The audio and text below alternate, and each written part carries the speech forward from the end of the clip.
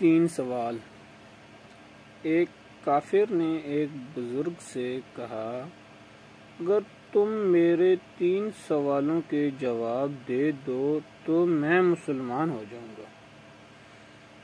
جب ہر کام اللہ تعالیٰ کی مرضی سے ہوتا ہے تو تم لوگ انسان کو یہ کیوں ذمہ دار ٹھہراتے ہو؟ سوال نمبر 1 تھا۔ سوال نمبر 2، جب شیطان آگ کا بنا ہوا ہے تو اس پر دوزخ کی آگ کس طرح اثر کرے گی؟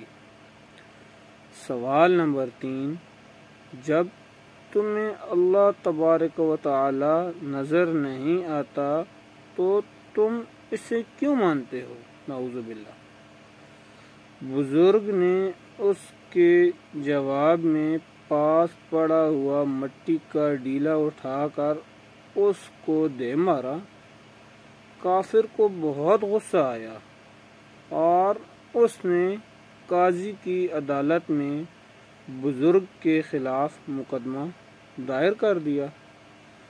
قاضی نے بزرگ کو بلایا اور ان سے پوچھا کہ تم نے کافر کے سوال کے جواب میں اسے مٹی کا ڈیلا کیوں مارا؟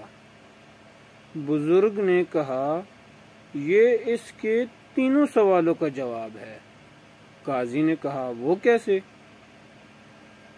بزرگ نے کہا، اس کے پہلے سوال کا جواب یہ ہے کہ میں نے یہ ٹیلا اللہ تبارک و تعالیٰ کی مرضی سے مارا ہے، تو پھر یہ اس کا ذمہ دار مجھے کیوں ٹھہراتا ہے؟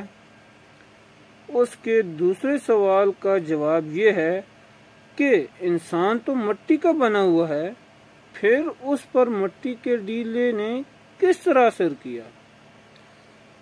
اور اس کے تیسرے سوال کا جواب یہ ہے کہ جب اسے درد نظر نہیں آتا تو اسے محسوس کیوں ہوتا ہے؟ اپنے سوالوں کے یہ جواب سن کر کافر فوراً مسلمان ہو گیا۔ فائدہ: دوستو، کیا آپ کو معلوم ہے کہ ایسی مدد اللہ تبارک و تعالیٰ کن لوگوں کی کرتے ہیں؟ جی ہاں، ان لوگوں کی جو اپنی زندگی اللہ تبارک و تعالیٰ کے لیے وقف کر دیتے ہیں اور ہر کام اللہ تبارک و تعالیٰ کی مرضی سے کریں اور اللہ تبارک و تعالیٰ کے نیک بندے بن جائیں۔ تو کیا ہم ایسے نہیں بن سکتے؟ بالکل بن سکتے ہیں، بس چند کام کرنے پڑیں گے۔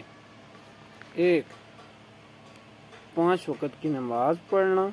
2، والدین کی خدمت کرنا۔ 3، ہمیشہ سچ بولنا۔ 4، ہر ایک سے سلام میں پہل کرنا۔ جب ہم یہ کام کریں گے تو اللہ تبارک و تعالیٰ کے نیک بندے بن جائیں گے۔ شکریہ۔